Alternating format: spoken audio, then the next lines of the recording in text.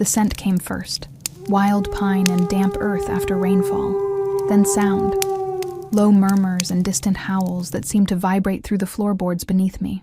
I opened my eyes to unfamiliar wooden beams crossing a high ceiling, my fingers clutching sheets that weren't mine, in a room I'd never seen before. My heart hammered against my ribs as I tried to piece together where I was and how I'd gotten here. The last thing I remembered was driving along the mountain pass, the storm lashing my windshield. And then, nothing. Just darkness until now. I sat up slowly, wincing at the dull ache in my temples. Sunlight streamed through tall windows, illuminating dust motes dancing in the air. The room was spacious yet sparse, wooden furniture, neutral colors, and a large painting of a forest hanging on the far wall. A glass of water sat on the nightstand beside a small silver pendant shaped like a crescent moon. The pendant seemed to call to me. I reached for it, my fingers trembling as they closed around the cool metal. Something about it felt familiar, though I couldn't place why. My mother had owned something similar, hadn't she? Before she disappeared into these very mountains 3 years ago, leaving behind nothing but unanswered questions, and this heirloom I'd somehow lost track of. Voices approached from beyond the heavy oak door. I quickly slipped the pendant into the pocket of the oversized flannel shirt I was wearing, clothes that weren't mine either, and swung my legs over the edge of the bed. "She's awake," a female voice said from the hallway. Not a question, but a statement. How could they possibly know? The door swung open, and a woman with copper skin and sharp eyes entered, followed by 2 others. Their movements were fluid, almost predatory, as they assessed me. Though they wore ordinary clothes, jeans and sweaters against the mountain chill, something about them seemed distinctly untamed. "You're safe," the woman said, though her tone carried no warmth. "I'm Serena, pack healer." Pack healer? My mind struggled to make sense of her words. Where am I? My voice sounded foreign to my own ears, raspy and uncertain. "Moonridge territory. Ethan found you unconscious after your car crashed." Serena's gaze was penetrating, searching. "You smell different now." I blinked, confusion washing over me. "Excuse me?" One of the others, a younger woman with a cascade of dark hair, leaned forward and inhaled deeply. "She's right. You're not what you were before the accident." The third visitor, a tall man with shoulders like a mountainside, stepped closer. "You're an Omega now." The word hung in the air between us. Omega. It should have meant nothing to me, should have sounded like nonsense, yet something deep within me recognized it, responded to it, like a name I'd forgotten I had. "I don't understand." My fingers curled around the edge of the mattress. "What happened to me? What's an Omega?" Serena's expression softened marginally. "The accident changed you. Sometimes trauma can trigger a dormant shift in humans with certain ancestral connections." My mother's face flashed in my memory. Her warnings about these mountains, about the full moon, about staying away. Warnings I'd ignored when I'd finally gathered enough courage to search for her. "You're saying I'm... what? A werewolf?" The words felt ridiculous leaving my lips, yet the 3 exchanged glances that sent ice through my veins. "That's impossible. Your mother never told you about your lineage, did she?" Serena asked quietly. My breath caught. "You knew my mother?" Everyone knew Isabella. The man's voice had dropped an octave. "She was supposed to be the alpha female before she fled." The room seemed to tilt around me. My mother, quiet, gentle, always looking over her shoulder, had been part of this? Part of them? "An Omega is rare," the younger woman continued, something like envy coloring her tone. "The peacekeeper, the heart of the pack. You'll feel others' emotions, calm their storms. I don't want to feel anyone's emotions," I said, standing abruptly. "I want to go home." The 3 exchanged glances again, this time with unmistakable tension. "That's not possible," Serena said flatly. "The change is irreversible, and unmated Omegas are too valuable to leave unclaimed and unprotected." "Unclaimed?" The word sent a chill down my spine. "I'm not something to be claimed. I'm a person." A commotion arose outside. Voices raised, heavy footfalls. something between urgency and deference in the tones. The three visitors stiffened simultaneously, their attention snapping to the door. "He's coming," the younger woman whispered, something like fear or awe in her voice. He must have sensed her awakening. "Who?" I demanded, but I could already feel it, a presence approaching like an oncoming storm, heavy and electric. Every hair on my body stood on end as something primal inside me responded, like a tuning fork struck at precisely the right frequency. "Roman," Serena answered, stepping aside as the footsteps grew louder. "The Alpha King." The door burst open, and the world seemed to stop. He filled the doorframe completely. Tall and broad, with midnight hair and eyes like winter storms. Power radiated from him in palpable waves that made the air thick and heavy. A jagged scar ran from his temple to his jaw, somehow making his severe beauty more striking rather than marring it. But it wasn't his imposing presence that stole my breath. It was the way his silver gaze locked onto mine with immediate recognition, hungry and possessive, yet tinged with something that looked almost like relief. "Mine," he growled, the single word reverberating through the room and settling into my bones like it had always belonged there. The pendant in my pocket seemed to burn against my thigh. The others in the room had lowered their eyes and backed away, creating space between us as Roman stepped forward. "You don't even know me," I whispered, fighting the inexplicable pull I felt toward him. His lips curved into something too sharp to be a smile. "I've known you were mine since the moment you crossed into my territory 3 days ago. I've been waiting for you to wake up." He reached out, his fingertips hovering just shy of my face. "Waiting for you to become what you were always meant to be." I stepped back, bumping against the bed frame. "I'm not yours. I'm not anyone's. I came here looking for my mother, not whatever this is." Something flashed in his eyes, surprise, perhaps even respect at my defiance. Behind him, I heard Serena's sharp intake of breath. "No one denied the Alpha," her reaction seemed to say. "Isabella's daughter," Roman said thoughtfully. "That explains much." His gaze trailed over me, assessing. But not everything. Before I could respond, the floor beneath us trembled. Shouts erupted from somewhere outside, urgent and alarmed. Roman's posture changed instantly, all his focus shifting from me to the threat. "Border breach," he growled to Serena. "Northern quadrant. Hunters?" she asked, already moving. "Worse." His jaw tightened. "Blackwater pack. They must have sensed her too." His gaze cut back to me, intense and burning. "They cannot have her." The possessiveness in his voice should have angered me, but something else overrode that. The unmistakable scent of fear permeating the room. Not from Roman, but from the others. Even as newly awakened as I was, I could sense their terror at the mention of Blackwater.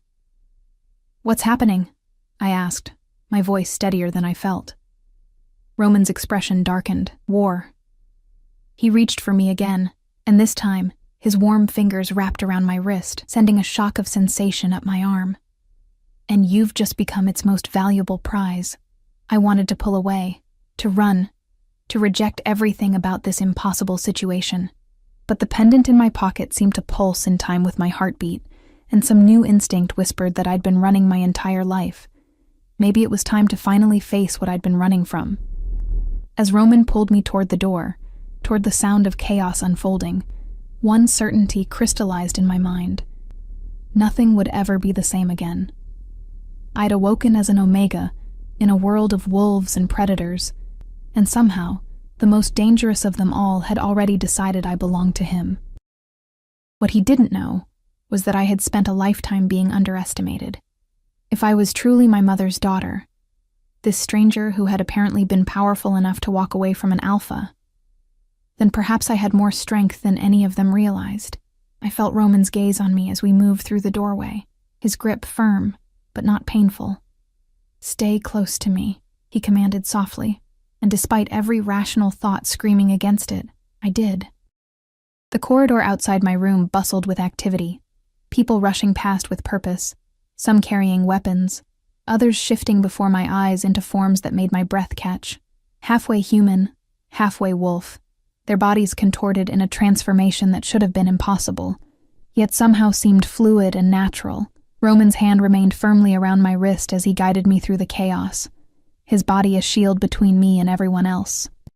The contact sent waves of warmth up my arm, strange and intimate. I could feel his pulse through his fingertips, steady and strong, betraying none of the urgency around us. "The safe room," he commanded to a burly man who appeared at his side. "Prepare it." "Already done, Alpha," the man responded, his gaze flickering curiously to me before dropping respectfully. We descended a grand staircase into what appeared to be the main hall of an enormous lodge. Exposed beams crossed the high ceiling, and a massive stone fireplace dominated one wall.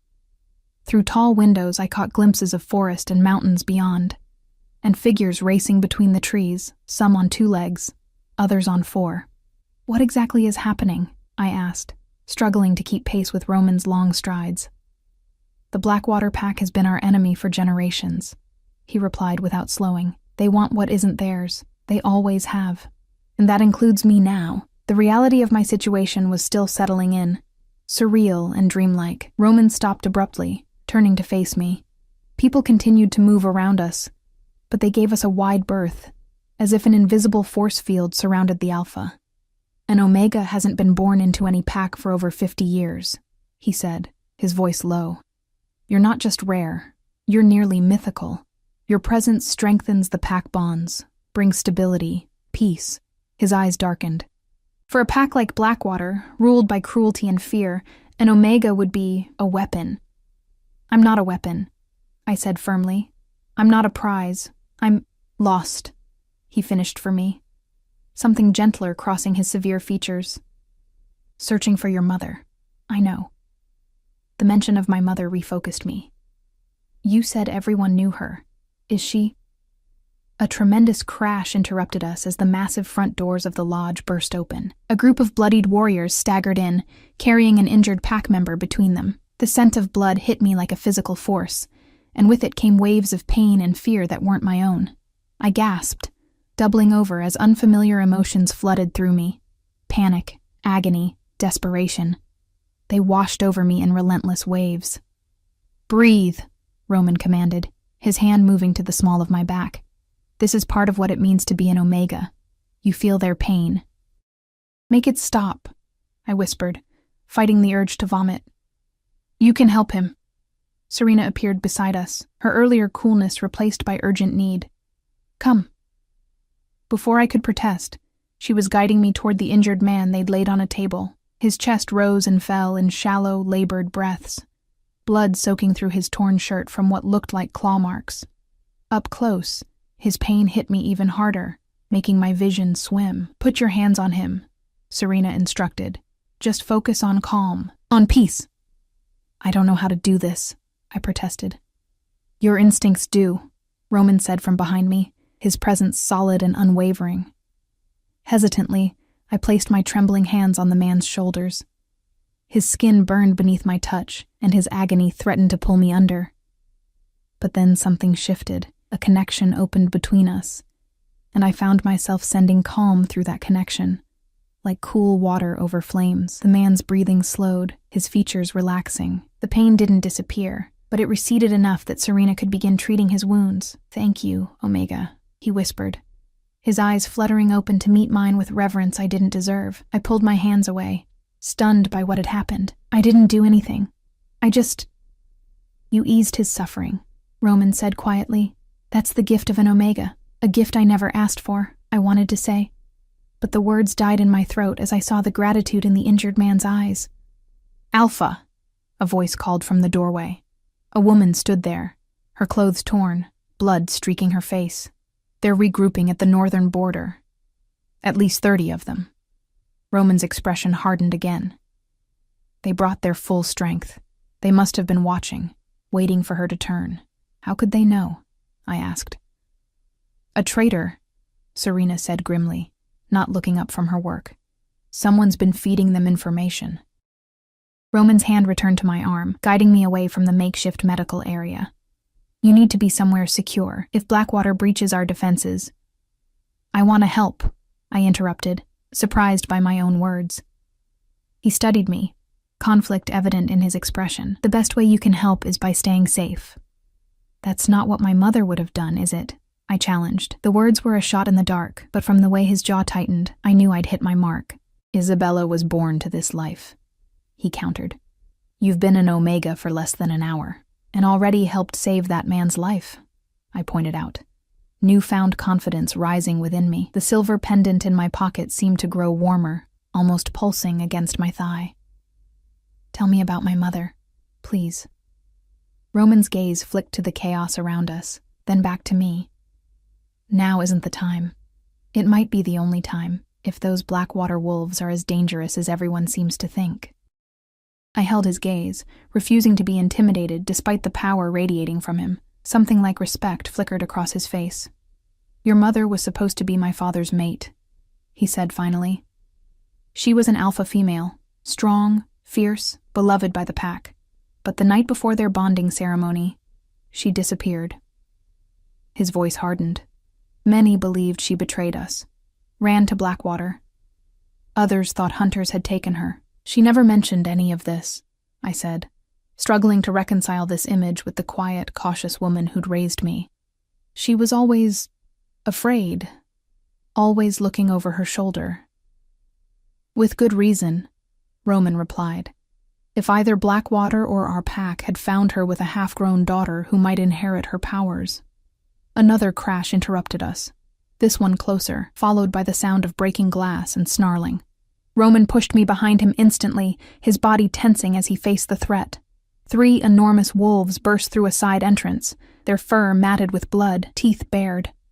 Behind them came fighters, half-shifted creatures with the worst aspects of both human and wolf, their movements jerky and wrong, eyes glowing with malevolence.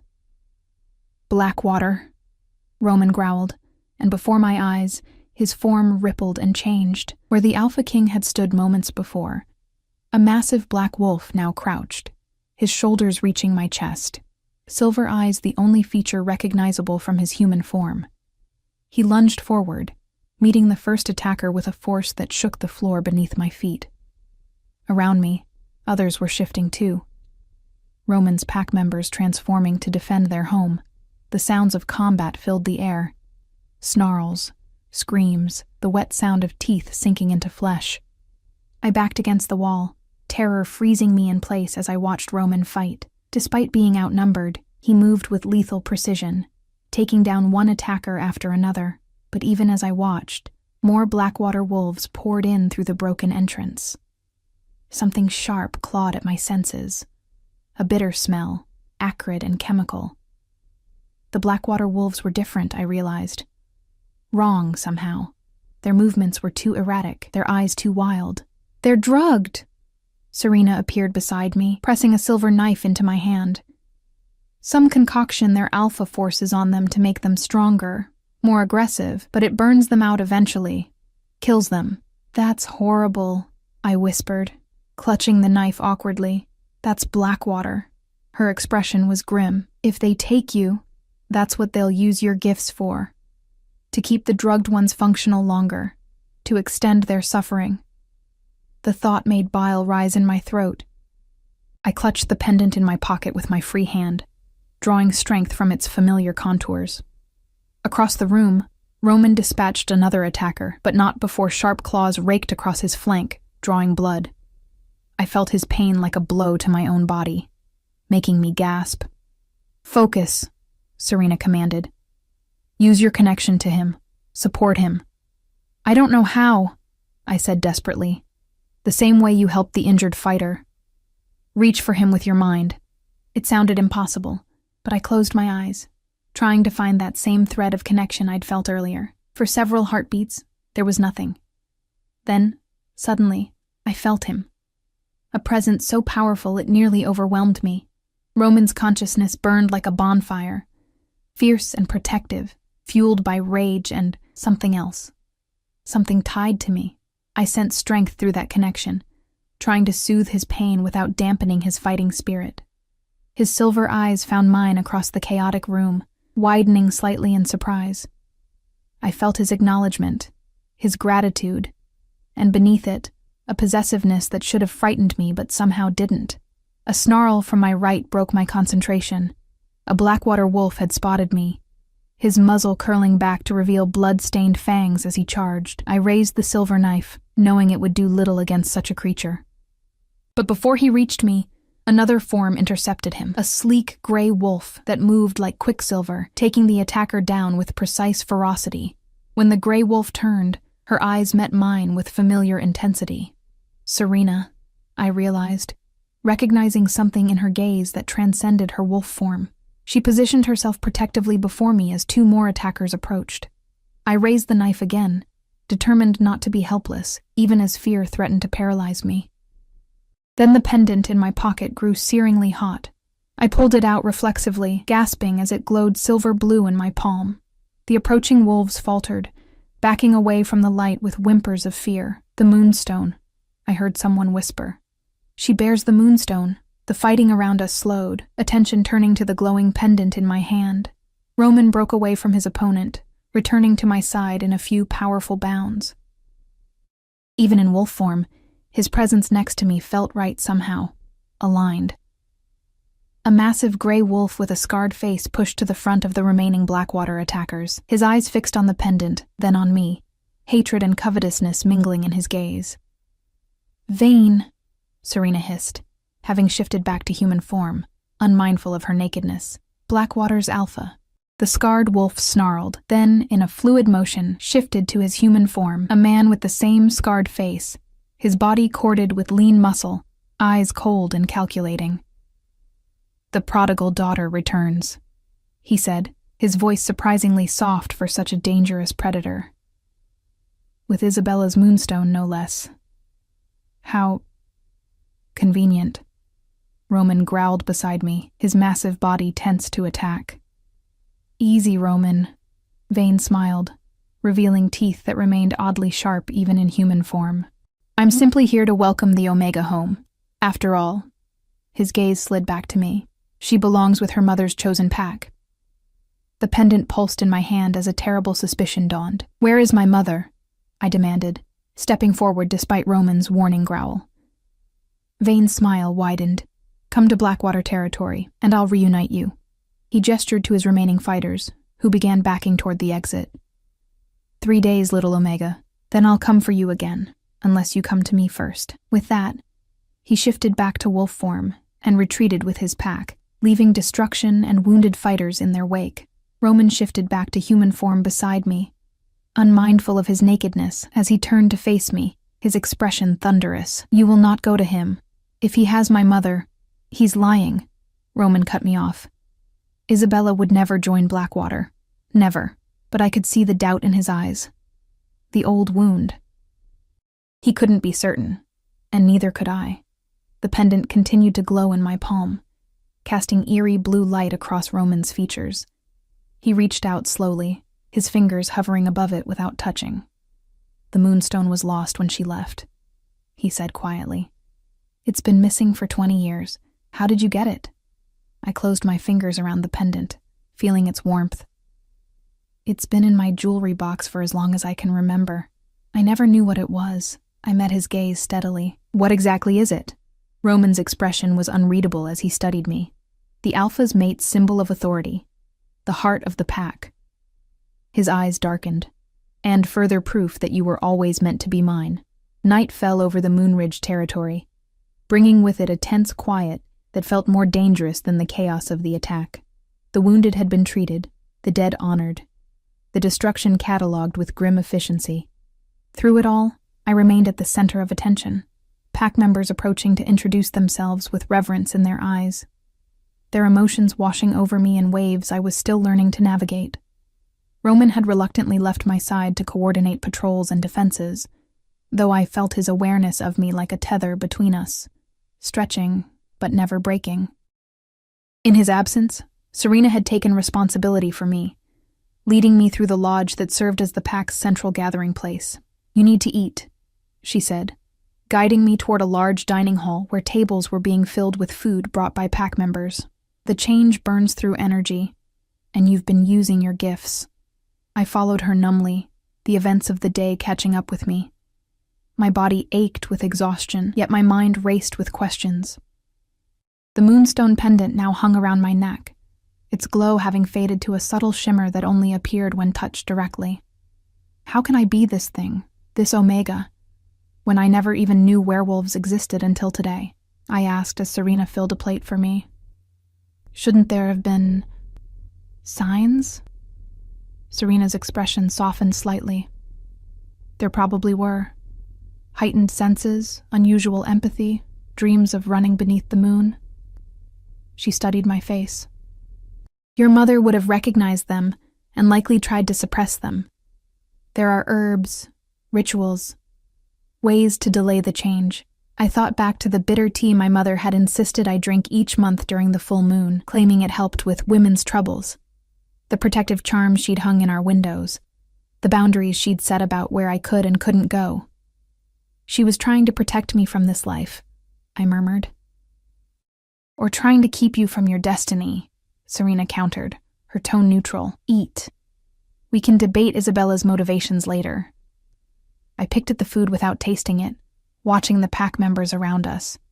Despite the day's violence, there was something beautiful in their interactions, an easy familiarity, a sense of belonging I'd never experienced.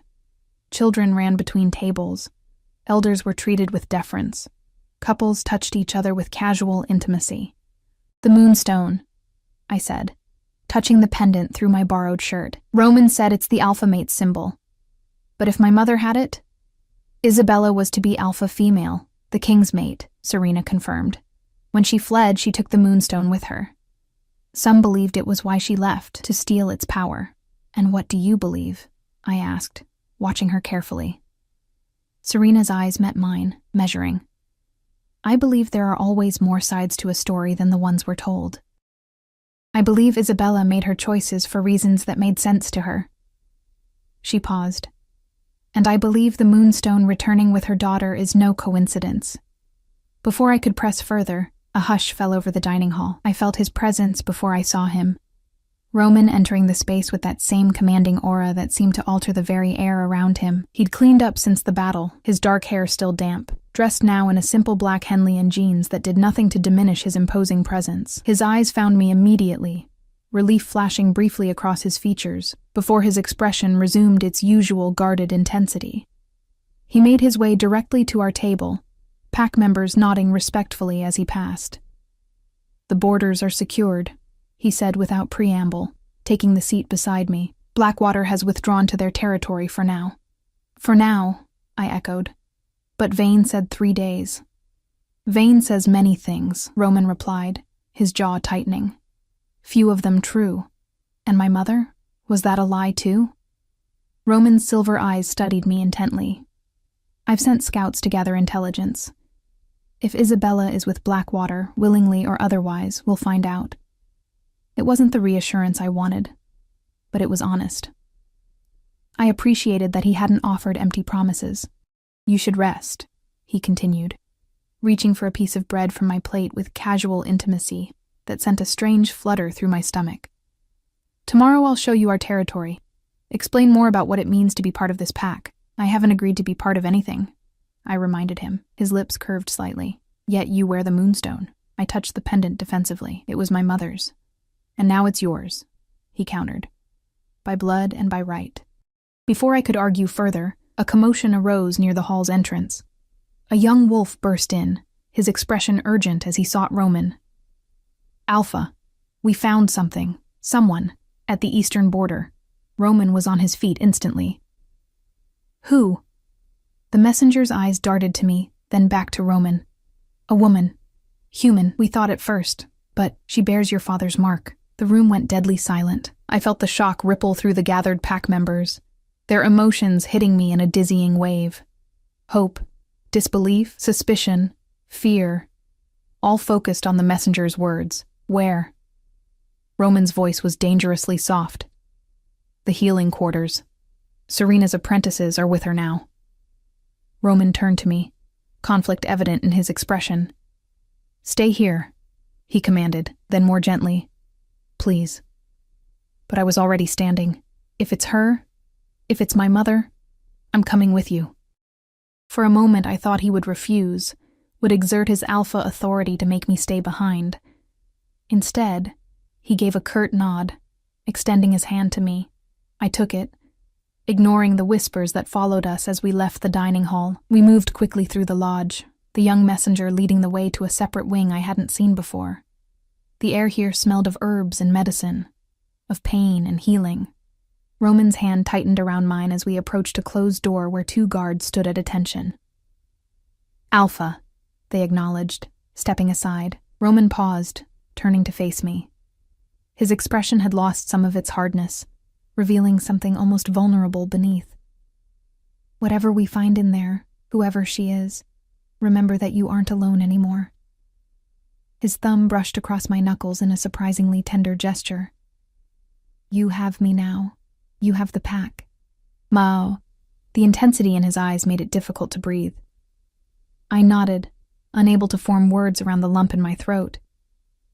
This man who had claimed me so possessively, who had fought like a demon to protect his territory, was looking at me now with something that seemed dangerously close to tenderness. He pushed the door open, and we stepped inside. The room was warm and dimly lit, smelling strongly of medicinal herbs and blood. In the center, on a narrow bed, lay a woman, thin to the point of gauntness. Her once blonde hair now streaked with gray, her face lined with years of hardship. But even after 2 decades, even with the changes time and suffering had wrought, I would have known her anywhere. "Mom," I whispered, my voice breaking. Her eyes fluttered open at the sound. The same eyes I saw in the mirror each morning, though now dulled with pain and exhaustion. Recognition dawned slowly, followed by horror. "No," she rasped, trying to push herself up.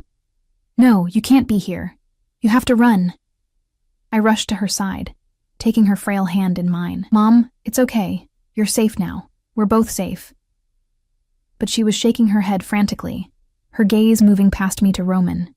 "You don't understand. They let me go. They let me escape." "Who did, Isabella?" Roman asked, moving to stand beside me. "Blackwater?" My mother's laugh was a broken sound. "Blackwater was just a puppet, just like your father was, just like all of us." Her eyes returned to me, desperate. "I tried so hard to keep you from this place, from this life. I did everything to suppress your nature, to hide you from them." "From who, Mom?" I asked, squeezing her hand. "The Council." She spat the word like poison. "The ones who rule from shadows, who use us like game pieces." Her gaze traveled to the moonstone hanging from my neck, and fresh terror filled her eyes. "You're wearing it. Oh God, you're wearing it." "It's just a pendant," I said, confused by her reaction. "It's always been in my jewelry box." "Because I hid it there," she whispered. "To keep it close but dormant. As long as you never wore it, never activated it, they couldn't track you." Roman's expression had darkened. "The Council is a myth, Isabella. A story to frighten pups." "Is it?" My mother's gaze was challenging despite her weakness. "Then why did your father die exactly as the prophecy foretold? Why did the 3 blood moons come? Why did the firstborn sons of 7 pack lines perish in a single night?" She clutched my hand desperately. "And why did they torture me for 20 years, demanding to know where I'd hidden the moonstone?" I felt sick, the food I'd eaten earlier threatening to come back up. "Someone tortured you? For 20 years? Until I escaped 3 days ago." Her eyes filled with tears, but they let me go. "To draw you out, to find the stone." She tried to pull the pendant from my neck. "Take it off. Destroy it before they—" The window exploded inward in a shower of glass. Roman moved with supernatural speed, shielding both my mother and me with his body as 3 black-clad figures entered through the shattered opening. They moved with inhuman grace, their faces obscured by strange masks that covered everything but their eyes that glowed an unnatural violet. "The Council sends its regards," one of them said, voice distorted to an inhuman pitch. "And thanks you for activating the stone, little Omega. You've made you and your mother so much easier to find." Roman growled, his body beginning to shift. "You are not welcome in my territory." "Your territory?" The figure laughed, the sound like grinding metal. "Your kind has never owned anything. You merely borrow it until we have need of it." They moved in perfect synchronization, withdrawing weapons that gleamed silver in the dim light. Not ordinary silver, I realized with a jolt of fear, wolfsbane-infused silver that could kill a werewolf with even a small cut. Roman lunged at them, partially shifted, his movements a blur of savage grace. But the masked figures were inhumanly fast, ducking and weaving around his attacks with practiced ease. "Get Isabella out of here," Roman shouted to me between blows. I tried to help my mother stand, but she was too weak, her body trembling with the effort. "Leave me," she begged. "Run, I'm not leaving you," I said firmly. "Not when I just found you again." One of the masked figures broke away from the fight with Roman, advancing toward us with measured steps. "How touching," it said, raising its blade. "The reunion we've waited so long to witness." The moonstone at my throat grew hot suddenly, pulsing with blue light that filled the room. The advancing figure hesitated, its glowing eyes narrowing. "Impossible," it hissed. "The stone responds to her will." My mother's expression shifted from fear to fierce pride. "My daughter is more than you bargained for," she said, her voice stronger now. "More than I knew she could be." I didn't understand what was happening, only that the pendant seemed to be reacting to my emotions. My fear, my determination to protect my mother. Acting on instinct, I grasped it fully in my palm, focusing on that determination, on the newfound strength I'd discovered since waking in this new life. The blue light intensified, coalescing into a shield-like barrier between us and our attacker. The masked figure recoiled, raising an arm to shield its eyes. "Roman!" I called out. "The light! Use the light!" Somehow he understood. With a powerful leap, he drove the two figures he was fighting toward the blue glow. When they contacted the light, they screamed. An inhuman sound of agony that set my teeth on edge. Their bodies seemed to blur, to lose definition, as if the light was unraveling whatever magic held them together. "Fall back!" the third figure commanded, and with extraordinary speed, all three retreated through the window and disappeared into the night. The room fell silent save for our heavy breathing. The moonstone's light dimmed slowly until it was just a pendant again, though it remained warm against my skin. "What was that?" I asked shakily. "What just happened?" Roman's expression was grave as he shifted fully back to human form. "Something I thought was just a legend. The moonstone's true power awakening." His gaze moved from me to my mother. But only an alpha pair should be able to wield it that way. My mother struggled to sit up, her eyes never leaving my face. "Unless the Omega is also an alpha female by birth." Her voice was quiet, but clear. "Unless she's the last of a royal bloodline thought to be extinct." "Mom?" I whispered, not understanding. She smiled sadly. "I never told you about your father." "How could I?" "He was the last alpha of the Silvercrest pack, wiped out by the council for defying them." She reached for my face, her fingers trembling as they traced my cheek. "You're not just an Omega, my darling. You're a royal alpha female born with an Omega's gifts, the first in 1,000 years." Roman inhaled sharply. "The balancer," he murmured. "The one from the ancient prophecy." "What prophecy?" I asked, feeling increasingly overwhelmed. "When moon and blood combine in one," my mother recited wearily. "When alpha strength and Omega heart unite, the council's reign shall be undone. That's why they hunted you," Roman said, understanding dawning. "Not just for the moonstone, but because you carried his child." She nodded, exhaustion evident in every line of her body. "I ran from your father, Roman, because I knew what our union would bring: war, bloodshed, death. I couldn't bear it." Her eyes filled with tears, but all I did was delay the inevitable. "Now the council knows she exists, knows she can control the moonstone. They won't stop coming." Roman moved closer, his hand finding mine again. "Let them come," he said, his voice deadly calm. "They've hidden in shadows too long, manipulated our kind, set us against each other." His gaze met mine, fierce and determined. "Together we can end their rule." "Together," I echoed, the word feeling right on my tongue despite the absurdity of the situation. Just days ago, I'd been a normal woman searching for her missing mother. Now I was an Omega werewolf, apparently also an alpha by birth, wielding a magical moonstone and being hunted by a shadowy council I hadn't known existed. Yet as I stood there between my newly found mother and the man who had claimed me as his own, I felt something I'd never expected. Purpose. Clarity. Belonging. The moonstone warmed against my skin, as if affirming my thoughts.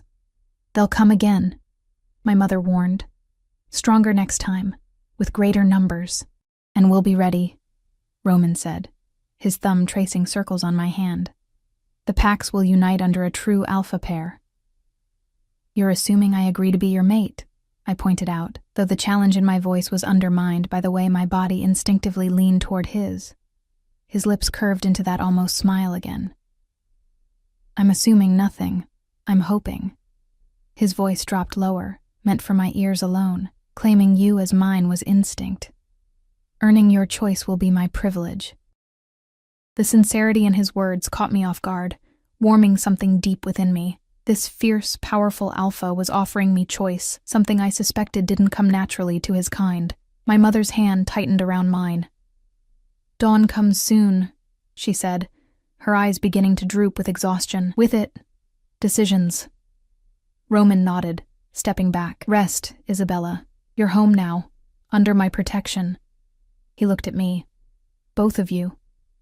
As he turned to leave, to give orders for increased security, and to spread word of what had happened, I felt the tether between us stretch again. But now I understood it better, not just his claim on me, but something more profound, a connection that had been waiting to form perhaps for generations. I settled beside my mother's bed, holding her hand as she drifted into an uneasy sleep. Outside, the moon hung heavy in the sky, casting silver light through the broken window. Somewhere in the distance, wolves howled. Roman's pack, I realized, calling to each other, warning their enemies, protecting their territory. Their territory. Our territory. I touched the moonstone, feeling its dormant power humming beneath my fingertips. In just one day, everything I'd believed about myself and my life had changed. I'd awakened as an omega in a werewolf pack, unaware the Alpha King had already chosen me. Now I understood why, not just instinct or possession, but prophecy. Destiny. The thought should have terrified me. Instead, I found myself wondering what tomorrow would bring, and how it would feel to stand beside Roman as his equal, his partner in the battles to come. Not just his chosen Omega, but his chosen queen. Dawn painted the mountains in hues of lavender and gold as I stood on the balcony outside Roman's private quarters. He'd insisted I stay there after the attack. The safest place in the territory, he'd claimed, though I suspected his motivations weren't entirely about security. My mother had been moved to an adjoining room, where Serena watched over her, administering healing herbs and monitoring her recovery. I hadn't slept. How could I, with everything I'd learned? Instead, I'd spent the night poring over ancient texts Roman had provided, histories of the werewolf packs, legends of the council, and the complete prophecy my mother had quoted only in part. The full verse was more ominous than I'd expected. When moon and blood combine in one, when alpha strength and omega heart unite, the council's reign shall be undone. But only through the greatest sacrifice. The chosen pair must bleed as one. To break the bonds of endless night, the greatest sacrifice part troubled me deeply, as did the references to bleeding in bonds. But what unsettled me most was how right it felt, how the words seemed to resonate with something deep within me, as if my body had always known what my mind was just discovering.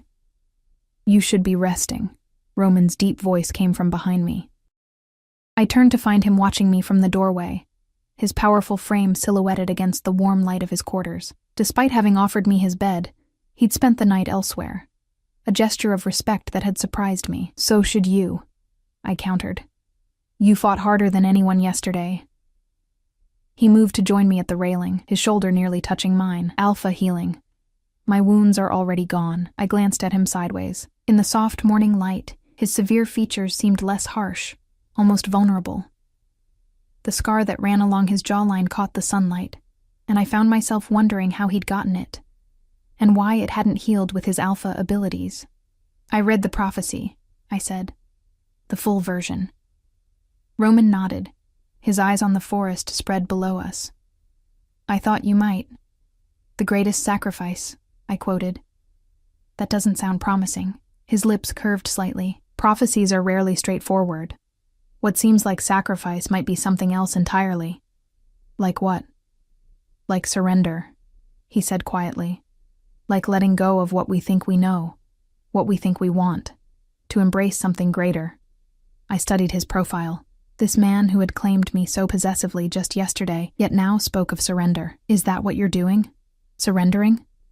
His silver eyes met mine, intense and unguarded. Every moment since I first caught your scent on the wind. He turned fully toward me.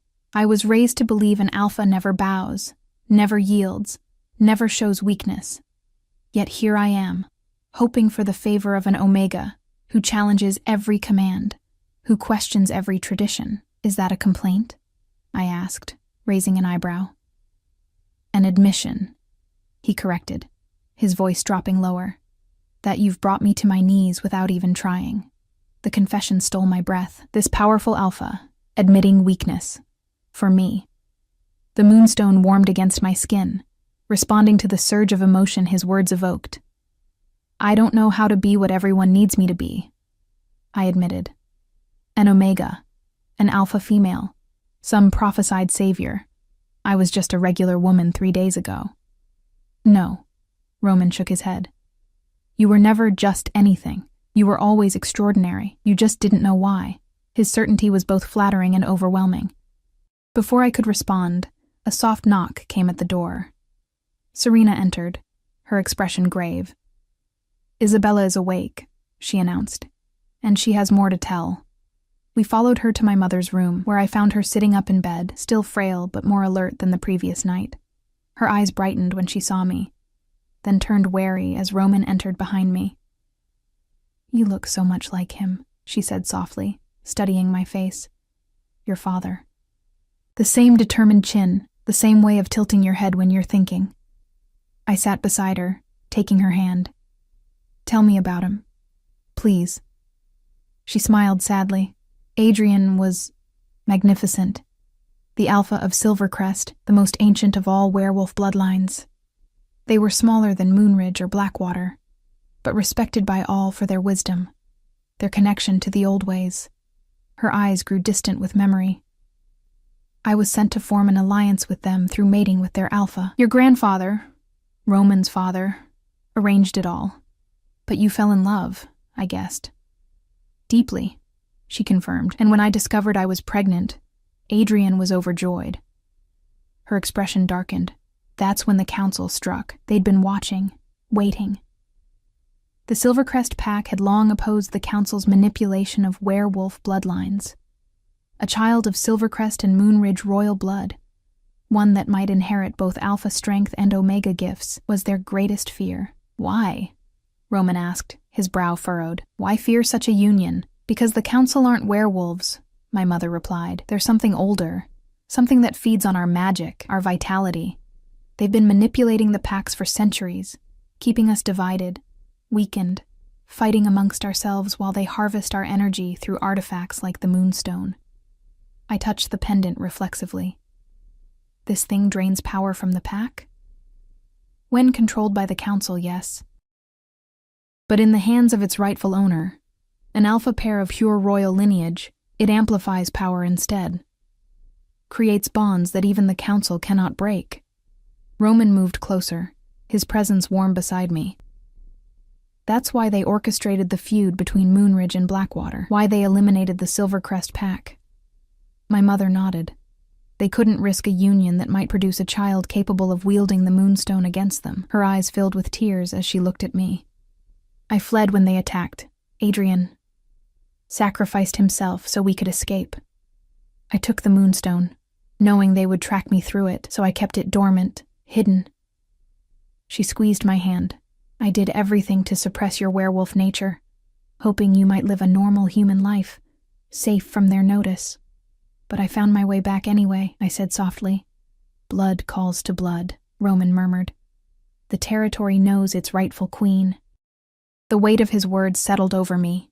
Not just rhetoric, but truth. Something in the land itself had called me here, had awakened what my mother had tried to keep dormant. The council will come again, my mother warned. In force this time. Now that they know you can control the Moonstone, they'll stop at nothing to either possess you or destroy you. Let them try, Roman growled, his hand finding the small of my back in a protective gesture that sent warmth cascading through me. My mother's gaze moved between us, assessing. You haven't completed the mating bond, she observed. The Moonstone responds to her, but its full power won't awaken until you're truly paired. Heat rushed to my cheeks. We've only just met, I protested. A hint of amusement touched my mother's worn features. Werewolf matings rarely follow human courtship timelines, especially between true pairs. True pairs? I echoed. Souls matched by fate, Roman explained, his voice low. Rare even among werewolves. When a true pair bonds, their strength is magnified tenfold. His eyes met mine, silver and intense. I knew you were mine the moment you crossed into our territory. Even unconscious, your scent called to me like nothing I've ever known. The naked longing in his voice made something inside me clench with answering desire. I looked away, flustered by the intensity of his gaze and my own unexpected response to it. The council will expect us to complete the bond, my mother continued pragmatically. They'll attack before you can, while you're still vulnerable. Then we prepare. Roman straightened, alpha authority radiating from him. I'll call the allied packs, those still free of council influence. My mother shook her head. You can't trust any of them. The council has spies everywhere, even in Moonridge, a traitor. I remembered Serena's words from the previous day. We have 3 days until Vane returns, Roman said grimly. 3 days to identify the traitor, prepare our defenses, and decide our course of action. 2 days, corrected a voice from the doorway. We turned to find the young messenger from the previous night, his expression grim. Alpha, our scouts report Blackwater is mobilizing early, with reinforcements, forces wearing the violet eyes of the council's elite guard. Roman's jaw tightened. How many? At least 100 fighters. They're gathering at the border, setting up for a major offensive. They're not waiting, my mother whispered. They're coming now, while the Moonstone's power is still new to you, while you're uncertain. Roman turned to me, his expression intense. I would never rush you into a mating bond. That must be your choice, freely given. He looked back at the messenger. Prepare the pack for defense, full evacuation protocols for the young, the elderly, and the injured. The messenger nodded and left to carry out his orders. Roman turned back to my mother. Isabella, can you travel? She nodded weakly. If necessary. Good. You'll go with the evacuation group. His gaze returned to me. And you? I'm staying, I interrupted. If this is about me, about us, I won't run. Something like pride flashed in his eyes. I would never ask you to run, but I need to know you'll be safe while I organize our defenses. The Moonstone pulsed gently against my skin, warm and reassuring. I can help, I said, more confident than I felt. My abilities might be useful. Your abilities are still developing, my mother cautioned. Unpredictable. I thought of how I'd eased the injured fighter's pain, how I'd connected with Roman during battle, how the Moonstone had responded to my will against the Council's agents. Maybe unpredictable is exactly what we need right now. Roman studied me, conflict evident in his expression. Finally, he nodded. Stay with Serena. Learn what you can about your gifts. I'll coordinate our defenses and return before nightfall. He moved to leave, but I caught his arm, surprising both of us with the gesture. Be careful, I said softly. We've only just found each other. I'd like a chance to figure out what that means. His expression softened, and for a brief moment, his hand cupped my cheek, his thumb tracing my lower lip in a gesture so intimate it made my heart stutter. As would I, little Omega, as would I. Then he was gone, his absence leaving the room feeling somehow emptier. My mother watched me with knowing eyes. You feel it, don't you? The pull toward him. I nodded, unable to deny it. Is it real? Or just werewolf instinct? Does it matter? She asked gently. Real and instinct aren't mutually exclusive. What you feel is both, the recognition of a soul that complements yours, and the primal knowledge that together you are stronger than apart. Her words resonated with something deep inside me. I hardly know him, I protested weakly. You know the essential parts, she countered. his courage, his honor, his willingness to protect what's his. She smiled slightly. The rest comes with time. Serena cleared her throat from the doorway. If you're to help us, we should begin your training immediately. I squeezed my mother's hand. Rest. We'll talk more later. She nodded, her eyes already drooping with exhaustion.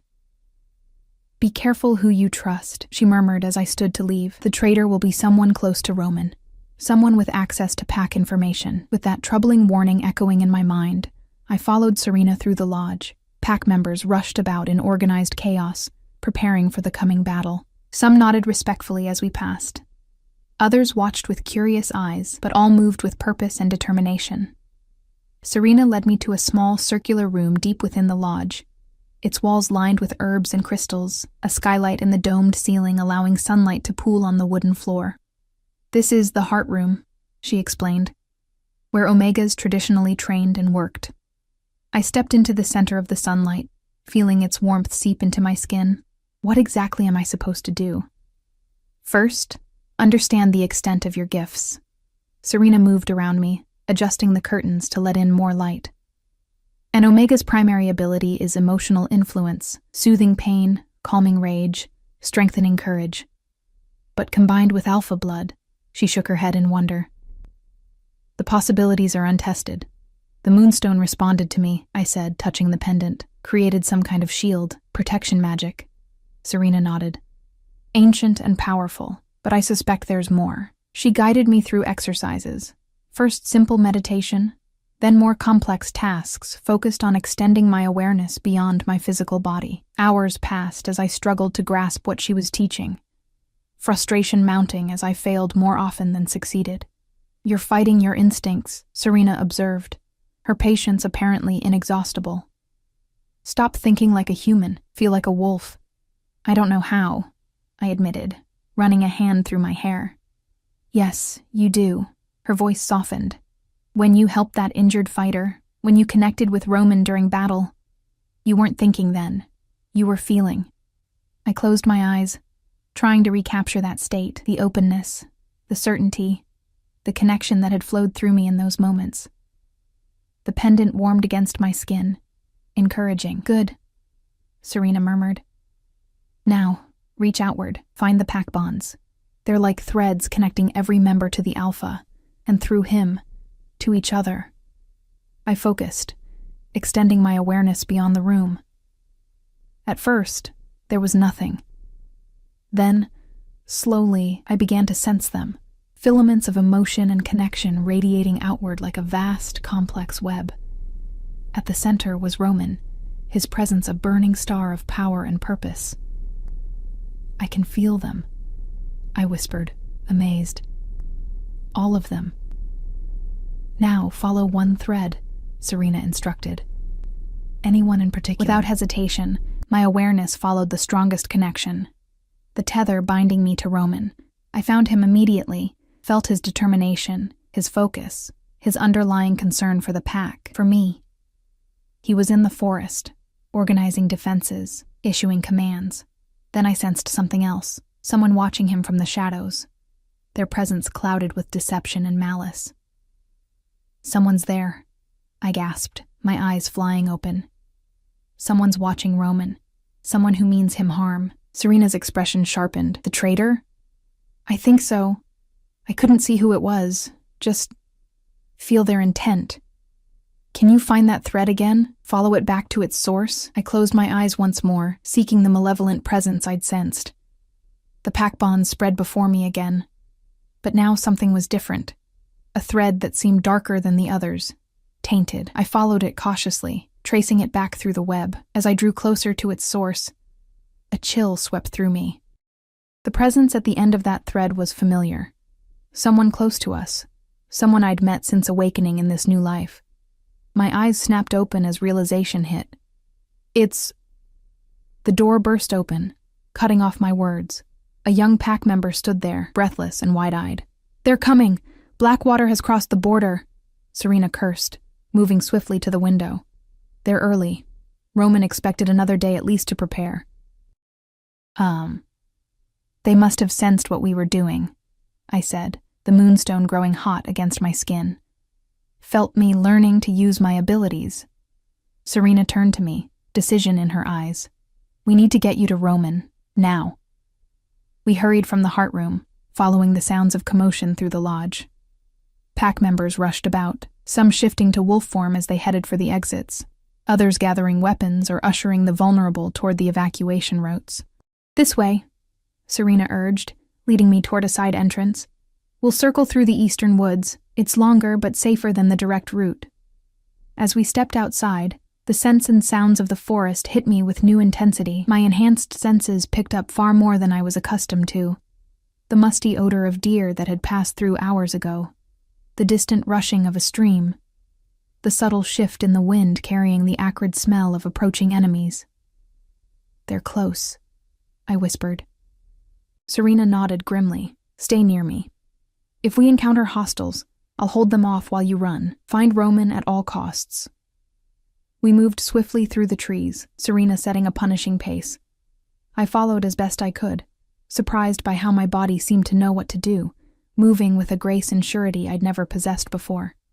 The forest thickened around us, ancient trees looming overhead, their canopy blocking much of the afternoon sun. The shadows deepened, bringing with them a sense of unease that prickled along my spine. Serena stopped suddenly, her posture alert, head tilted as she scented the air. Something's wrong, she murmured. The trail is too quiet, I focused, extending my awareness as she'd taught me. She was right. The normal sounds of the forest had fallen silent. No birds sang. No small creatures rustled in the underbrush. Even the insects had stilled. We're being watched, I whispered, the moonstone growing warm against my skin. Clever Omega, came a voice from the shadows. A figure stepped out from behind a massive oak, the young messenger who had brought news of my mother, of Blackwater's advance. Serena shifted immediately, her body flowing into wolf form with fluid grace, positioning herself between me and the threat. The messenger smiled, and in that smile I saw the truth. This was the traitor, the dark thread I'd sensed in the pack bonds. The council sends its regards, he said, his eyes glowing that unnatural violet. And thanks you for leading the Omega right to me. You're working for the council, I breathed, pieces falling into place. You've been feeding them information all along. The young messenger's smile widened, something inhuman in its curve. For generations, my bloodline has served the true masters of our kind. His form rippled slightly, like a mirage in desert heat. We who understand the natural order, Serena growled, her wolf form tense and ready to attack. The messenger, or whatever he truly was, seemed unconcerned by her threat. The natural order, I echoed, keeping my voice steady despite the fear coursing through me. Manipulating packs against each other? Torturing my mother? Murdering entire bloodlines? Necessary pruning, he said dismissively. Werewolves are tools, vessels of power to be harvested. Nothing more. He stepped closer, eyes fixed on the pendant at my throat. That stone has fueled the council for centuries. Combined with Omega energy and royal alpha blood, it will sustain us for centuries more. Serena lunged without warning, her powerful body aimed directly at his throat. But he moved with impossible speed, sidestepping her attack and catching her mid-leap. With a casual strength that belied his slender form, he hurled her against a massive tree trunk.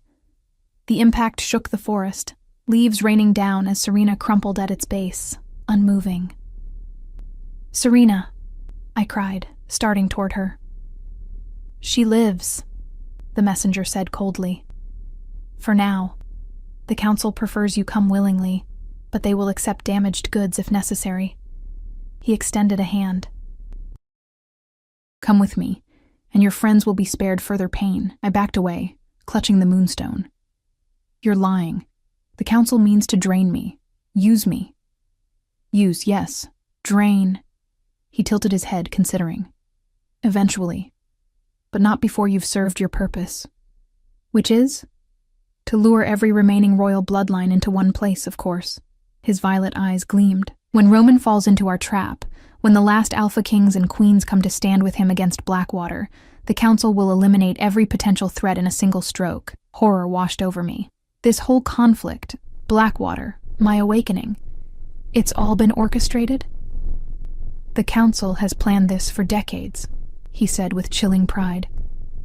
Your mother's escape was unexpected, but in the end, it merely delayed the inevitable.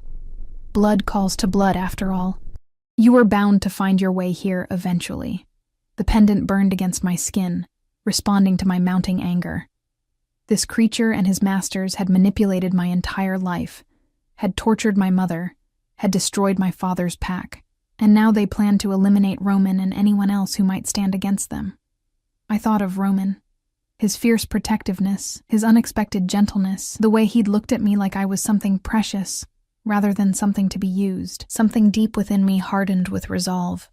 I would not let them take this from me. Not my newfound family, not my heritage, and certainly not my choice. You're right about one thing, I said, straightening my spine.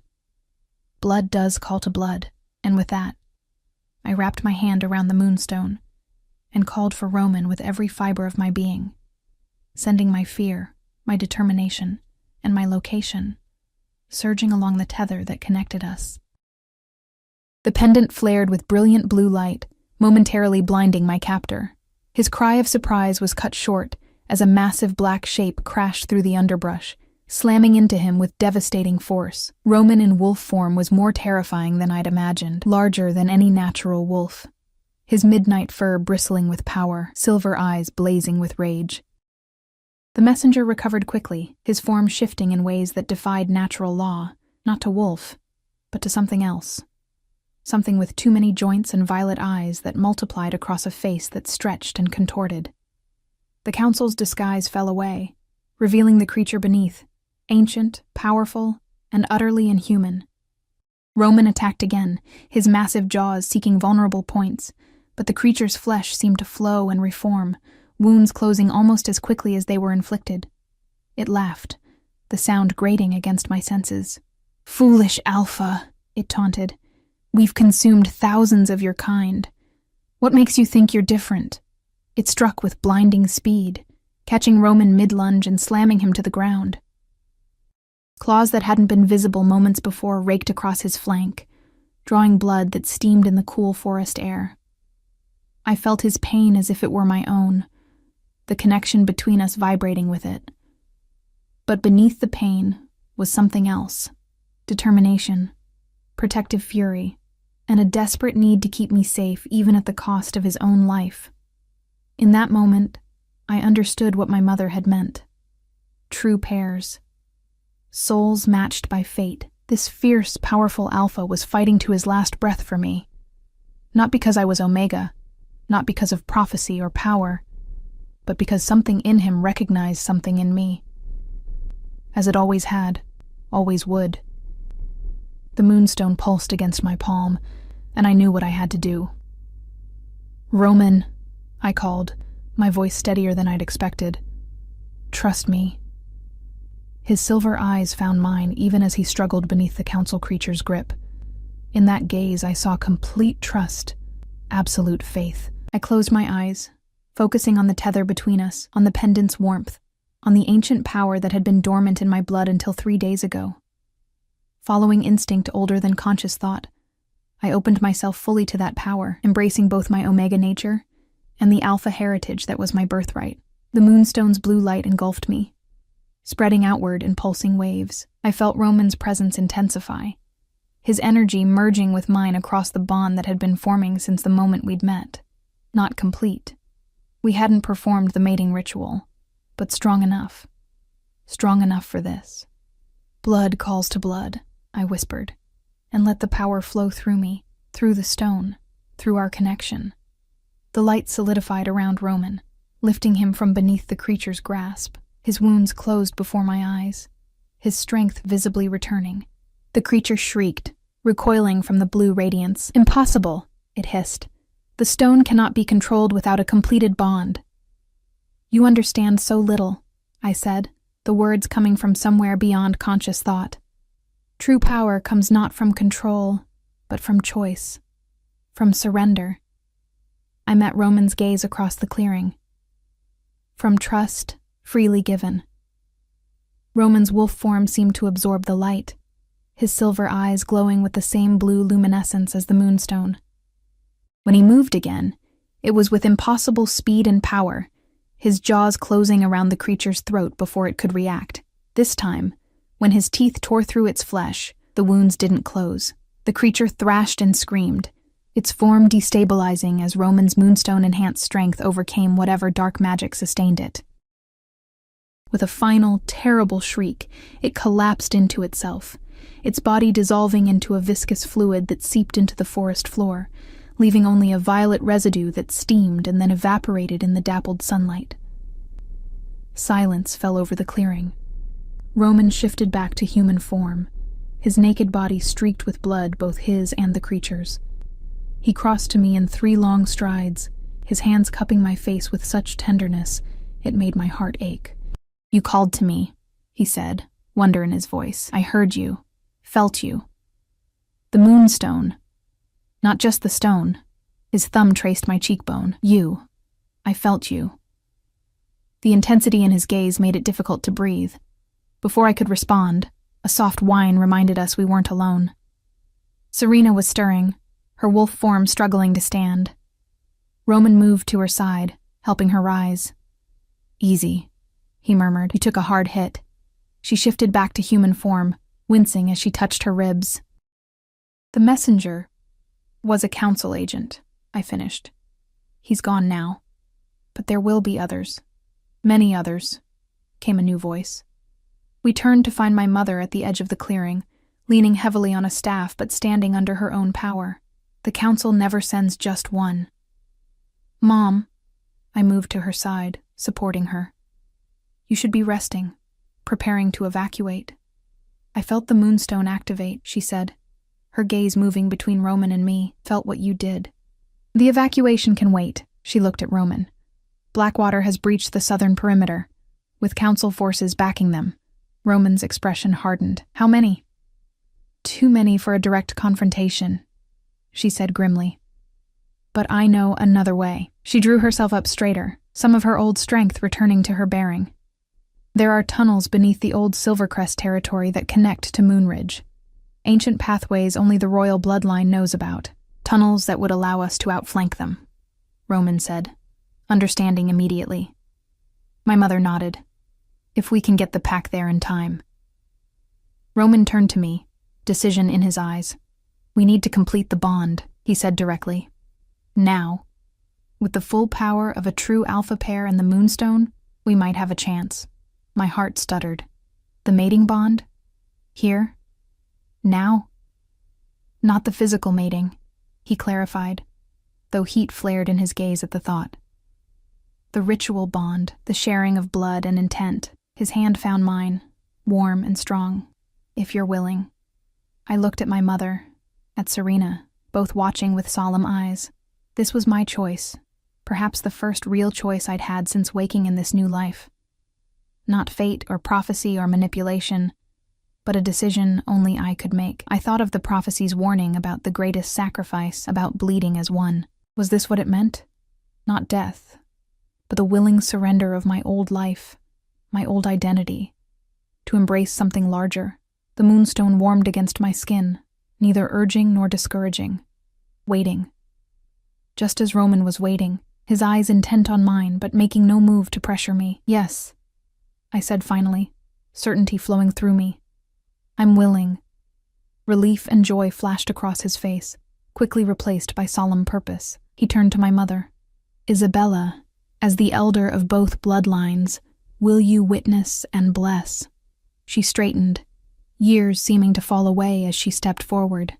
"I will witness and bless the union of royal blood, the joining of true pairs, the fulfillment of ancient prophecy." Roman took my hands in his, the simple touch sending electricity through me. "The ritual is simple but binding," he explained softly.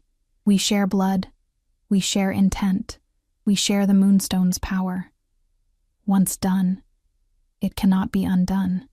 I nodded my understanding, oddly unafraid. "Tell me what to do." Under my mother's guidance, we knelt facing each other in the center of the clearing. Serena gathered specific herbs and flowers, creating a circle around us. My mother took the moonstone from around my neck, holding it between us. With this stone, symbol of pack unity and royal authority, I witnessed the bonding of Roman, Alpha King of Moonridge, and... She paused, looking at me. I never even asked your name, she realized, tears springing to her eyes. Eve, I said softly. My name is Eve. She smiled, recognition in her eyes. The name we chose before you were born, you remembered. I always loved it, I said, my own eyes growing damp. Even not knowing why, she continued the ritual, the bonding of Roman, Alpha King of Moonridge, and Eve, daughter of Isabella and Adrian, heir to Silvercrest, Omega, and Alpha both. Roman's eyes never left mine as my mother guided us through ancient words in a language I somehow understood, though I'd never heard it before. When the time came, he drew a ceremonial knife across his palm, then mine, our blood mingling as we clasped hands. The moonstone, suspended between us in my mother's grasp, began to glow. First blue, then silver, then a blinding white that seemed to penetrate flesh and bone. I gasped as Roman's consciousness flooded into mine, his memories, his fears, his hopes, his unwavering certainty that I was meant to be his. In turn, I felt him receiving my thoughts, my doubts, my newfound courage, my growing affection for him.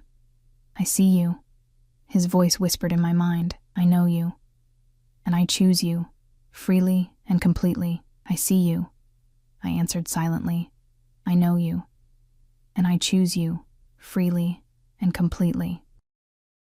The moonstone's light intensified until it filled the clearing, spreading outward in a wave that rippled through the forest. I felt it touch every member of the pack, strengthening bonds, healing wounds, conveying our intent and determination. And beyond our territory, I felt the council creatures recoil as the light reached them, burning away their disguises, revealing them for what they were, severing their hold on those they'd manipulated. When the light finally receded, the world seemed forever changed. I could feel Roman not just beside me, but within me, a constant presence in my mind and heart. The tether between us had become an unbreakable bond, thrumming with shared power and purpose. My mother placed the moonstone back around my neck, now marked with both our blood. It is done, she said formally, then broke into a smile of genuine joy. The bond is formed, the prophecy fulfilled. Roman helped me to my feet, his touch sending pleasant shivers through me. My queen, he said softly, reverence in his voice. My king, I replied, the words feeling right on my tongue. Serena approached, dropping to one knee before us. Alpha pair, she acknowledged. The pack feels the bond. They await your command. Roman turned to my mother. The tunnels, he said urgently. Can you guide us? She nodded. I remember the way, but we must hurry. The council will sense what we've done. Will know their agent has failed. Roman closed his eyes briefly, and I felt him sending thoughts along the pack bonds. Instructions, rally points, battle plans. The efficiency of it was remarkable. Information flowing instantly to every pack member through the Alpha's connection. Let's move, he said, opening his eyes. The pack will meet us at the Silvercrest border. As we made our way through the forest, Roman's hand firm in mine, I marveled at how different everything felt. The world seemed sharper, more vivid, more connected. Through our bond, I sensed Roman's thoughts, his fierce determination, his strategic planning, and beneath it all, a deep current of tenderness when he thought of me. You're adapting quickly, his voice murmured in my mind. I have an excellent teacher, I replied, squeezing his hand. The journey to the Silvercrest border passed in tense silence. Twice we detected council creatures in the forest and changed course to avoid them. Through our strengthened pack bonds, we sensed the movements of Blackwater forces, manipulated pawns in the council's game. Roman explained silently. When we reached the ancient fallen stones that marked Silvercrest territory, the pack was waiting as commanded. Nearly 200 wolves and half-shifted fighters gathered in disciplined formation. They parted as we approached, heads bowing in recognition of their alpha pair. They feel different, I whispered to Roman. Stronger. The completed bond and the awakened moonstone amplify pack connections, he explained. They're drawing strength from us, as we draw from them. My mother led us to what appeared to be an unremarkable outcropping of rock. With trembling fingers, she traced a pattern invisible to any eye but a Silvercrest Royals. The stone shimmered, then seemed to melt away, revealing a dark passageway leading beneath the earth. These tunnels were created during the First Council Wars, she explained, when all packs still stood united against them. Only royal blood can open the passages. Roman turned to the assembled fighters. We'll emerge behind the Council and Blackwater forces. When you feel my command through the bond, attack without mercy. Show no quarter to the violet-eyed ones. They're council, not werewolf, and cannot be reasoned with. He looked at me, a question in his eyes. Ready? I nodded, drawing strength from our connection. Ready. We descended into the tunnels, my mother leading the way with Roman and me directly behind her, the pack following in silent formation. The passageways were ancient but solid, marked with symbols that seemed to glow faintly as we passed. I felt the weight of history pressing down. Generations of werewolves who had walked these paths before us, fighting the same enemy we now faced. After what seemed like hours of navigating the twisting tunnels, my mother stopped, placing her hand on another marked stone. We're directly behind where they've gathered, she whispered. This will open into a ravine that provides perfect cover for an ambush. Roman turned to the assembled pack. Remember, Council creatures first, Blackwater second. Many of Blackwater's fighters are drugged, manipulated. Subdue if possible, kill only if necessary. You're showing mercy to our enemies? I asked through our bond, surprised. I'm following my queen's compassion, he replied, warmth in his mental voice. I felt your concern for them through the bond. His understanding, his willingness to adapt his battle strategy to accommodate my empathy, touched me deeply. My mother activated the stone door, which slid open silently to reveal a steep ravine, bathed in the golden light of late afternoon. Above us, we could hear the sounds of Blackwater and Council forces preparing for their assault on the Moonridge Lodge, unaware that the pack had already evacuated, that their prey was now behind them. Roman shifted to wolf form, his massive black shape even more impressive than before, power radiating from him in palpable waves. Through our bond, I felt his battle focus, his protective instinct, his absolute determination to end the Council's threat once and for all. Without conscious thought, I found myself shifting too, my first full transformation. There was a moment of disorientation as my body changed, bones reshaping, senses sharpening even further. When it finished, I stood beside Roman in wolf form. Smaller than his massive bulk, but sleek and powerful, my fur a pale golden color that seemed to catch and hold the sunlight. Beautiful. Roman's voice caressed my mind. Just as I knew you would be. Through our bond, he sent the command to attack.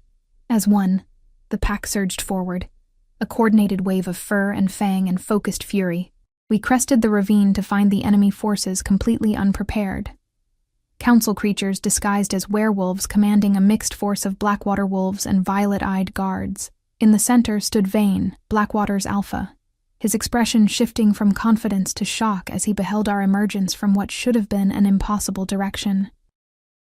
The battle that followed was both terrible and beautiful, the coordinated precision of our pack flowing like water around obstacles, targeting the Council creatures first as commanded. The moonstone at my throat, somehow still there despite my transformation, pulsed with power that spread through our ranks, strengthening, healing, connecting. Roman and I fought side by side, our movements perfectly synchronized through the bond, each aware of the other's position and intentions, without need for communication. When one Council creature nearly flanked him, I was there to intercept. When three surrounded me, he cleared a path to my side with devastating efficiency. Across the battlefield, I spotted Vane engaged with several of our fighters. Through the moonstone's enhanced perception, I could see what others couldn't.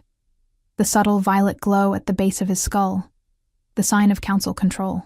Not a willing conspirator, but a puppet.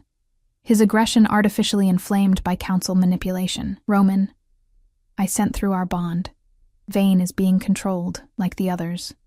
His silver gaze found mine across the chaos. Can you free him?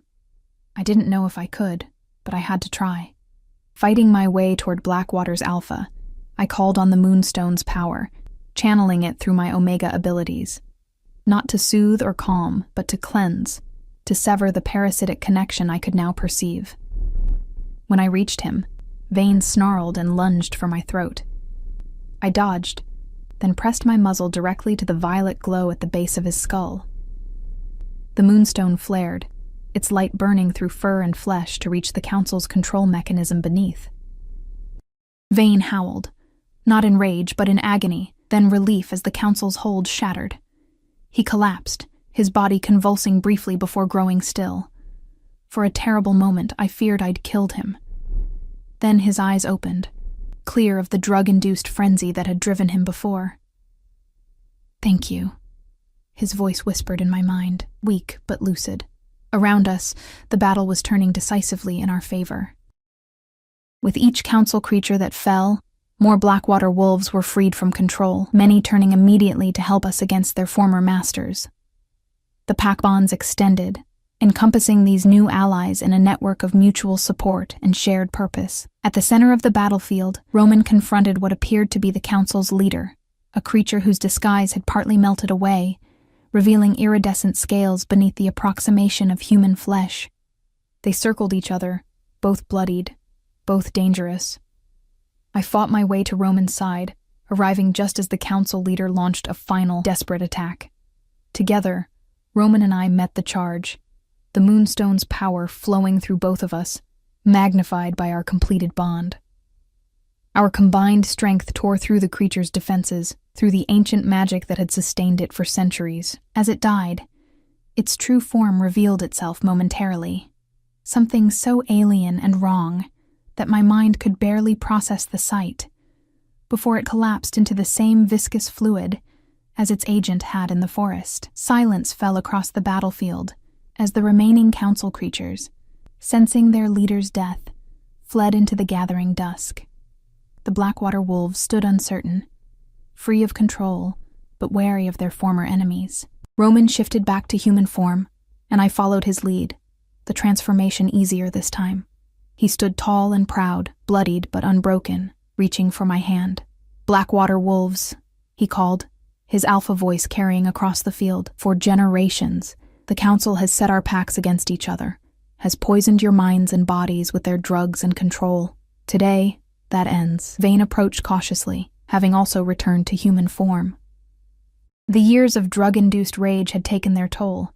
His body was gaunt, his movements painful, but his eyes were clear for perhaps the first time in decades. "Moonridge has been my enemy since before I was born," he said, his voice rough. "Or so I was taught." "You were taught lies," my mother said, stepping forward from where she'd watched the battle. "As were we all." Recognition dawned in Vane's eyes. "Isabella," he breathed.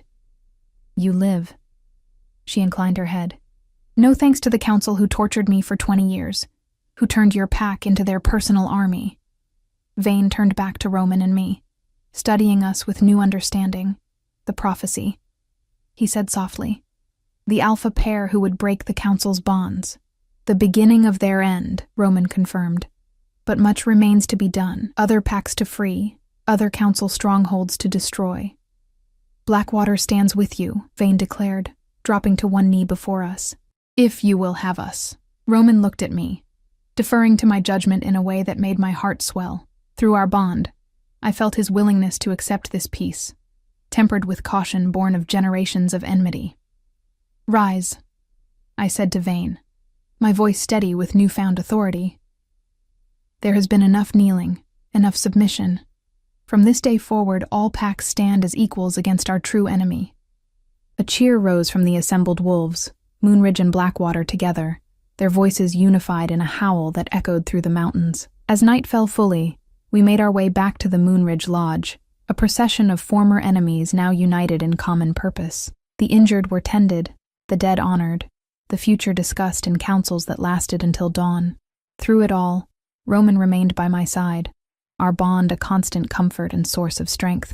When we finally found a moment alone, standing on the same balcony where we had spoken that morning, though it felt like a lifetime had passed, he pulled me into his arms. "My queen," he murmured, his lips brushing my temple. "My mate." I leaned into his embrace, feeling the rightness of it down to my bones. 3 days ago, I was just a woman searching for her missing mother, I mused.